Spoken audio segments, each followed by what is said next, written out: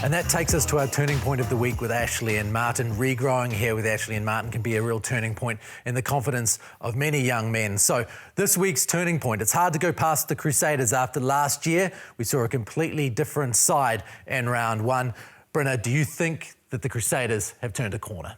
Yeah, they did. Look, I just think having all those guys on the field at the same time was just big for them. And look, they're probably a little bit scary in terms of being 14-0 down, and you could have been thinking around the horrors of last year and having that kind of the back of your mind. But to their credit, they were able to find a way and been able to just to grind it back. And look, I thought, what's his name? Kyle Preston coming on. Look, considering that Noah Hotham went down, to be able to have the involvements that he had. And it's not just the fact that he did score his 3 tries, but to be able to just be in there like another cog on a wheel, to be process-driven and being able to get things right in a lot of areas, not just his scoring the tries, but I guess it's a credit to that environment, to how he was able there to go out and perform. But I think, look, the involvements of Will Jordan and David Havili were massive for that Crusaders team on the weekend. Look, I think of the 5 tries I think they scored, look, Will and David were pretty much in, and one of them were involved in those tries. So, and I think having Ethan Blackadder there for that steal, and Scott Barrett again, they were able to win that physicality battle and having that leadership roles for them. So they did really, really well, Ross, considering the tough start that the Hurricanes put them under. And I think having Will Jordan and David together, they'll be big pieces for the Crusaders if they want to go far into this tournament.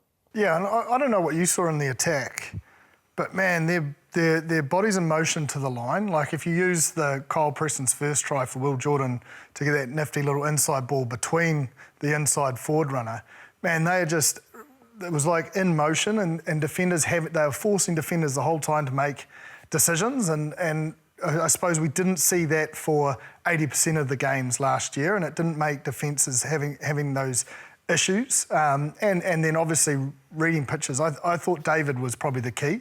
Like Will stood out, but I think David Havili, man, you just do not understand how much they probably missed him last season when he wasn't available. And I suppose it takes the pressure off Taha Kemera, because I was surprised that O'Connor didn't start. But in the end, it actually worked out well because Noah Hotham went off.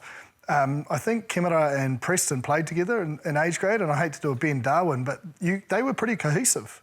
For someone that you'd think is on debut. I think that synergy actually helped both players perform their role, but I think it was off the back of Dave's communication, vision, and then I think the cherry on top was Will just was in top flight form, and they're certainly back, and they're certainly back up front. I think Moananu as well, like young hooker, sort of just got that final spot. Man, that was a huge performance for set piece wise. We all know he can carry, he can tackle, but for a young man in a big derby match like that to deliver the platform that we're so used to from the Crusaders, I think he deserves a big thumbs up.